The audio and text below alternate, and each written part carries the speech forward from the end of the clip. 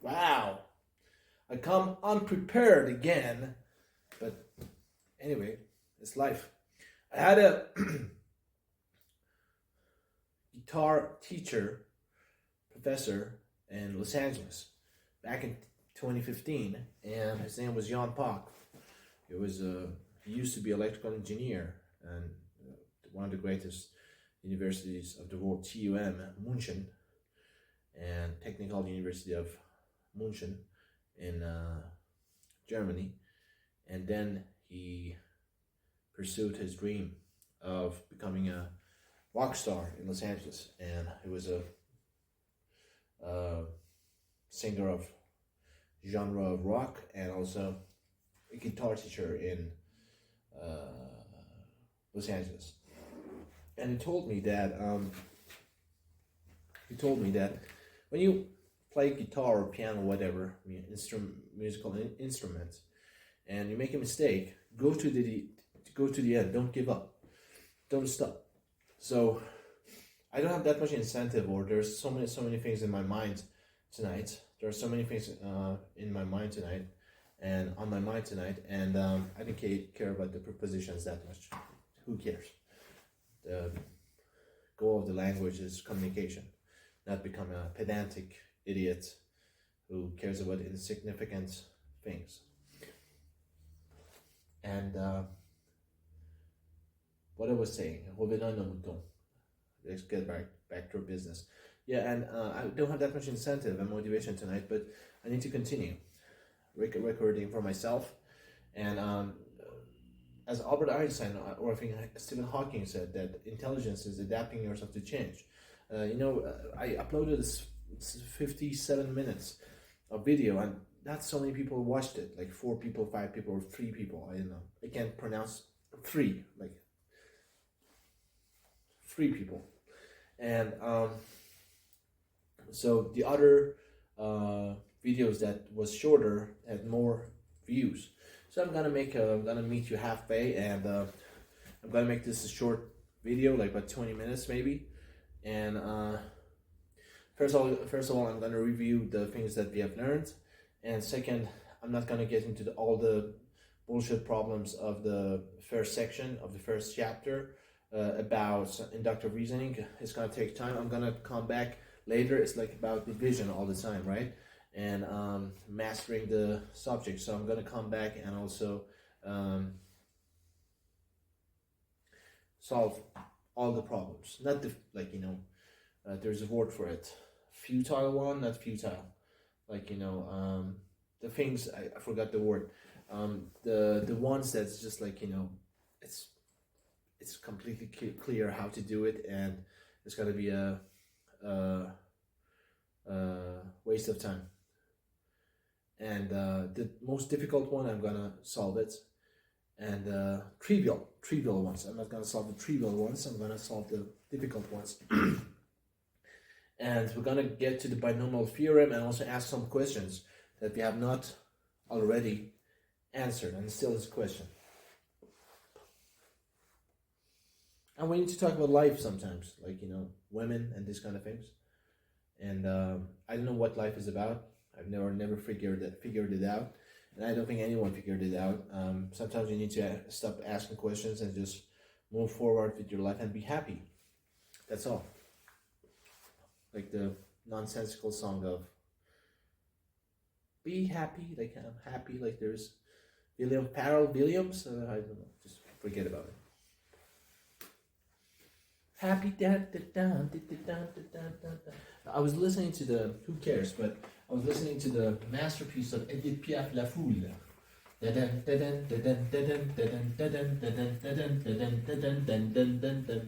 That was a wrong interpretation, but anyway. Doesn't matter. Let's get back to our business. So, what did we learn? First, we started with well-ordained principle. Yeah?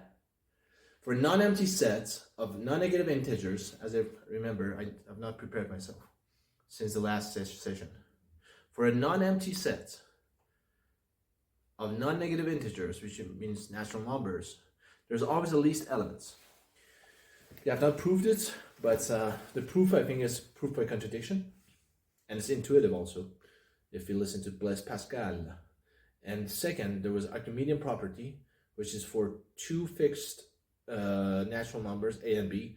There's always an n belonging to natural numbers such that na is bigger or equal to b. And then we get to the first principle of finite induction, which has 3 steps. It's a hypothesis of the induction, then it's the basis of the induction. Hypothesis of induction is basically the equation or things that we want to prove based on using induction, and the basis of induction is we start somewhere, right? And that our n equal to 1 is in harmony. It's correct, it works in the equation in our hypothesis of induction. And then there's inductive step. Induction step. What induction step? It was not induction step, there was another name for it. Induction, wait. Come on, man. Induction hypothesis, induction basis. Yeah, induction step, I was right. And so that was first principle of finite induction.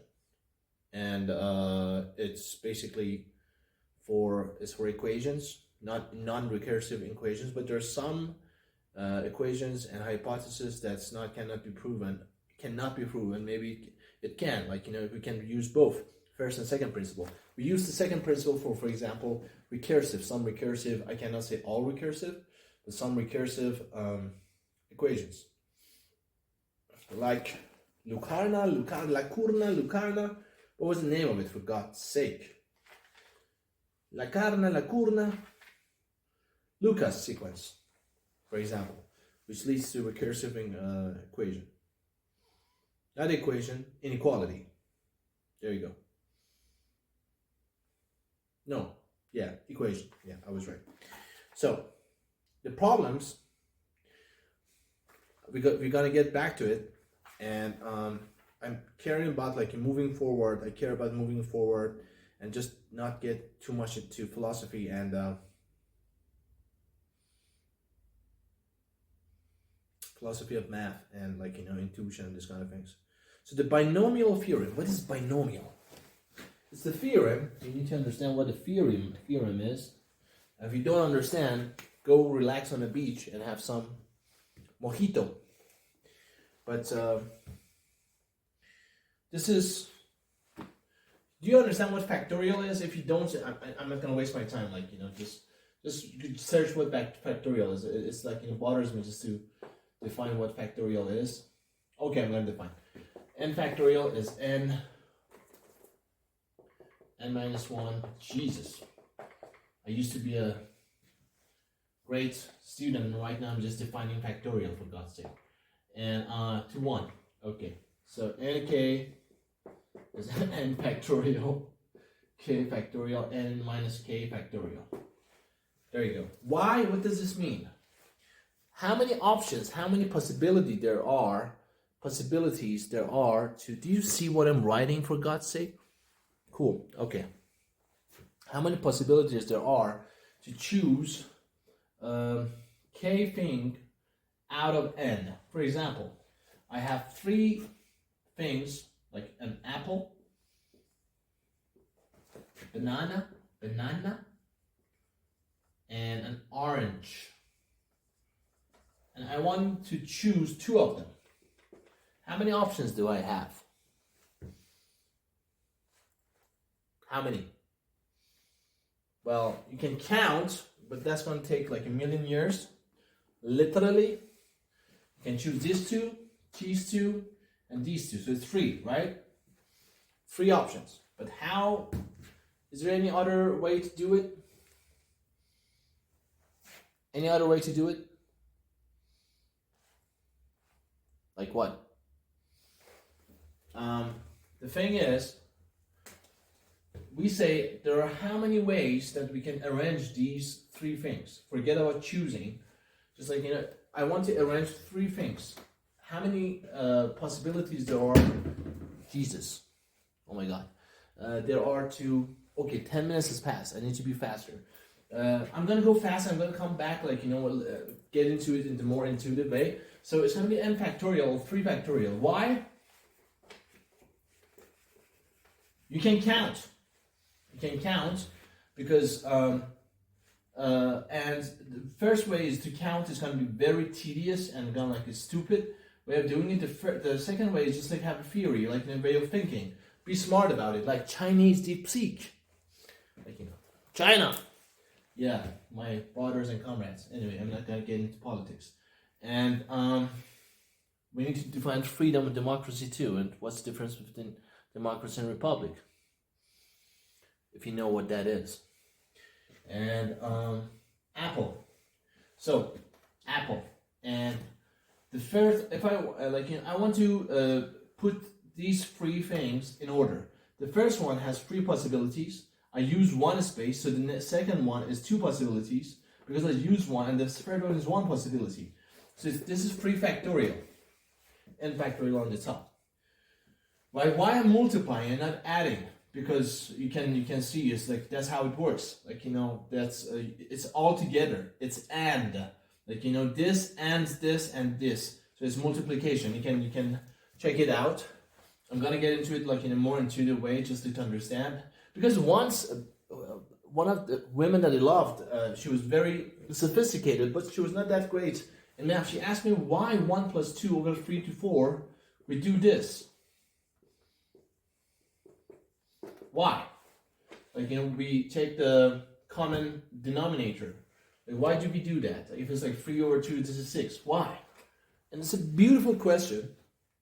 Because we use, if you get into philosophy, if you don't get into philosophy, this is trivial and a stupid question, just an idiot asks this question. But if we get into philosophy, we understand that we do it in our head and it's completely correct. But if you can't, when you can't, en français on dit raconter, you can't, what's the word in English? You can talk about it. When you can't talk about it, when you can't elaborate on that subject, it means you don't understand it. It's like reading Dostoevsky, Fyodor Dostoevsky, Crime and Punishment. So, it was an amazing book. Okay, what did you learn? I can't say. You need to read it for yourself a couple of times. In Russian. Go learn Russian and then read it again. That's like, the exactest definition of this logical fallacy, appeal to authority. Check that out. Appeal to authority. It means it's not an acceptable argument to say, go read Crime and Punishment of Dostoevsky by yourself. If you understand it, you can talk about it. Simple as that. That's a objective rule of life. So, why we are dividing by k factorial, a minus k factorial? Because you have a bunch of things, there are n, use k of them. We say let's say first, put these in order. There's n factorial way to do that. Then it's multiplication, right? It's not addition. It's not n plus n minus 1 plus n minus 2. It's multiplication. So, okay, it's and. And then you divide it by, you choose k, right? But there's also k factorial between them and also n minus k factorial between the rest of it. The way that they permutates, the way that permutates, that's the word. So it's going to be divided by k factorial n minus k factorial. As simple as that. That's the way that you're going to take these things out.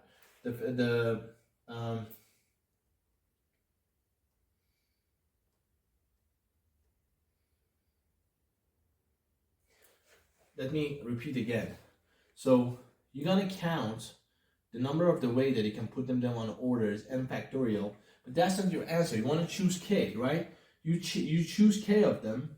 Okay, you choose the k of them, but the thing is, you need to take out the permutation of the k factorial and also n minus k factorial of the things that you have counted already. So you divide, because it's and, you divide by k factorial n minus k factorial. This is binomial theorem, the way that you choose k things out of n.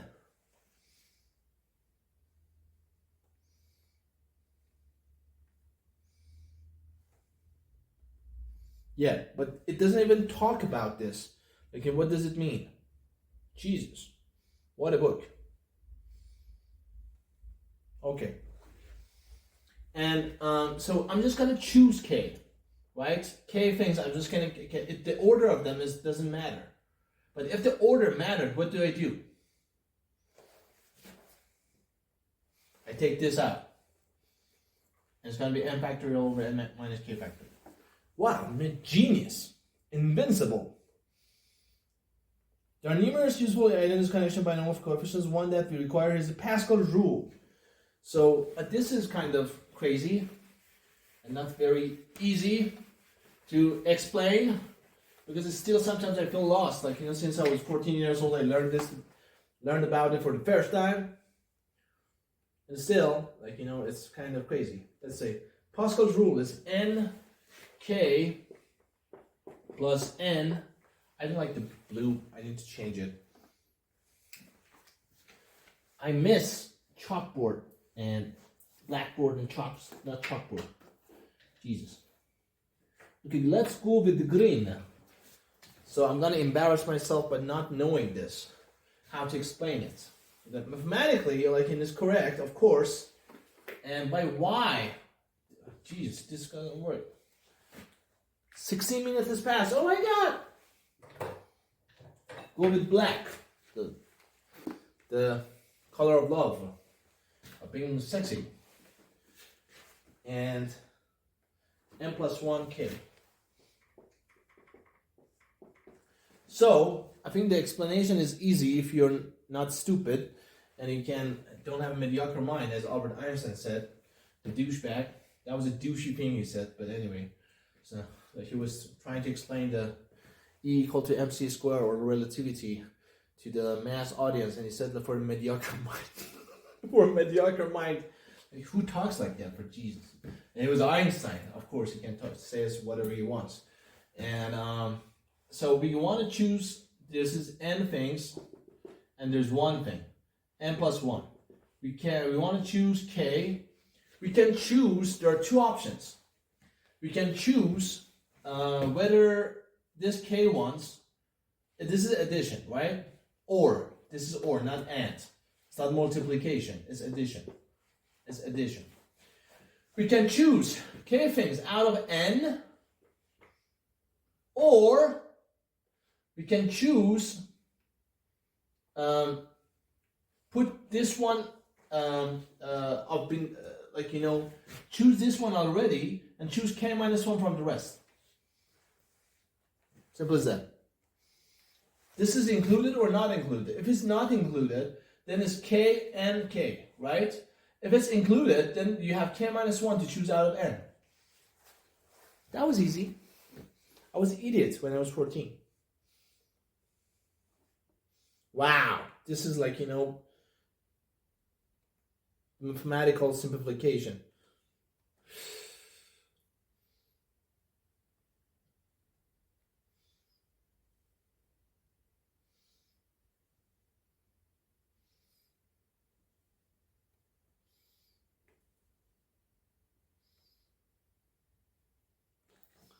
We have 18 minutes, okay?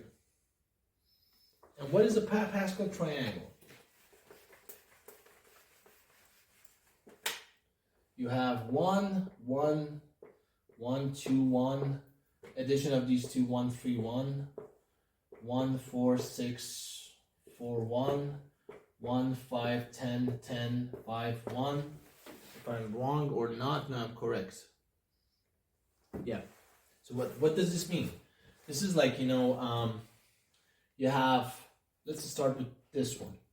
This is a plus b to the 2, which is a2, 2ab plus b2.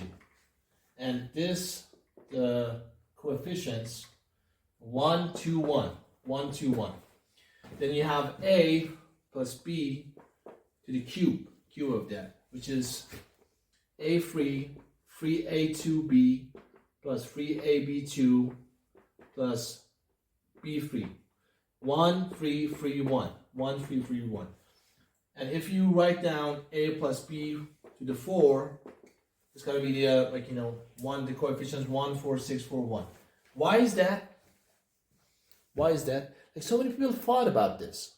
It's not that easy. You know who you are. Like, when you can't answer, like, rudimentary, elementary mathematic problems. So let's go to the general crap, generalization. Kurt Godwin said all the generalizations are wrong except this one. If you understand what he said.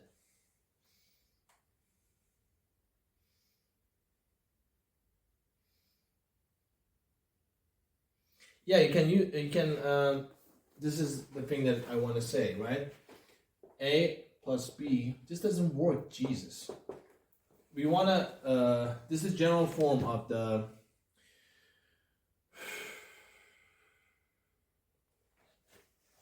Using binomial theorem of the Pascal triangles, Pascal-Hayom triangle, whatever you want to call it. It doesn't matter. The thing is, Hayom was an Iranian math guy, but Persian math guy, whatever you want to call it. And you can get to the bottom of the history. What's the difference between the Persian and Iranian? It's almost same like difference between Netherlands and Dutch. Not Netherlands, Holland. Holland, I think, is the state of Netherlands. So Persia was the state of Iran. And at that time, Iran was kind of ruled by, I don't know, in the town of Khayyam. So you can still call him Iranian. Russian woman told me he was Russian. Wow. Khayyam was not Russian. It's Khayyam Neyshaburi. He was from Neyshabur, which located in Iran. Okay. Why this is true? We can use it in induction. First principle of the finite induction. I don't have that much time left. Oh my God, I want to continue. Why I can't continue, for God's sake? Oh, this is going to be at the end. Blaise Pascal. This is going to be the end. I'm not going to get into problems. So I'm going to just, make an attempt. Pre-attemptive strike, what do you call it? Pretend pre-whatever strike. To say why this is correct. I'm going to write it down like this form. This sucks, man. I don't have a marker, for God's sake. This is a plus b to the n is going to be 0 n minus 0 b0 plus n1 a minus n b1 plus n2 n minus 2 b2. Why I'm talking like Trump? It's amazing. It's huge. I don't say that. This is not the voice of Trump. His voice is way more stupid. Rich, blonde, and like an ape. Forget about what I said. That was a joke. I don't want to insult anyone. But I did. Okay. Starts with 0 and goes to n. Stable genius. I passed an Alzheimer's test. I'm a stable genius. Okay. So, why this is correct?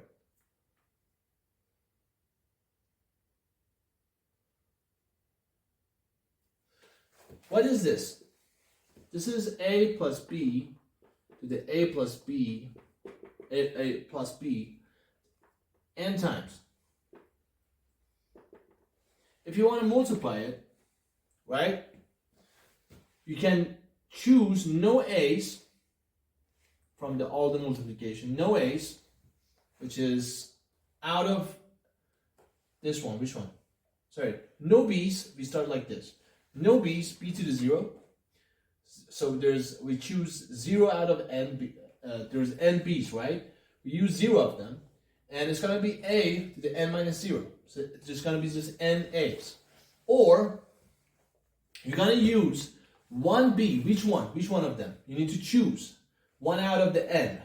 There's like n possibilities. So 1 out of the n, b to the 1, and so because you chose 1b, and you have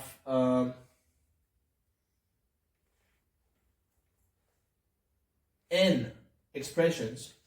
One of them has been chosen, so it's going to be n minus 1a. Simple. And why do we add these kind of things? Because it's going to be this, or this, or this, or when you use or, it's going to be plus. It's not going to be multiplication. Okay? So, I understand what I'm saying. If you don't understand, it's not my problem. So, I'm contradicting myself, regarding what I said before. But these videos basically are for me, majoritairement, majoritively.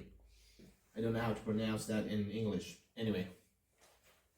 2, you're going to choose 2 out of n, and it's going to be squared, and it's going to be 2 of them has been chosen, so it remains n minus 2a's. And there you go. Simple as that. So it's like, how many multiplication you have here, how many expressions you have. You have n. So when you multiply this, it's like choosing which one do you want to choose. So, and then you add it up. Simple as that. This is going to be the end of this section. And thank you so much, mes chers compatriotes français, italiano, compatriota italiano. Grazie mille, ragazzi. And about women. Jesus.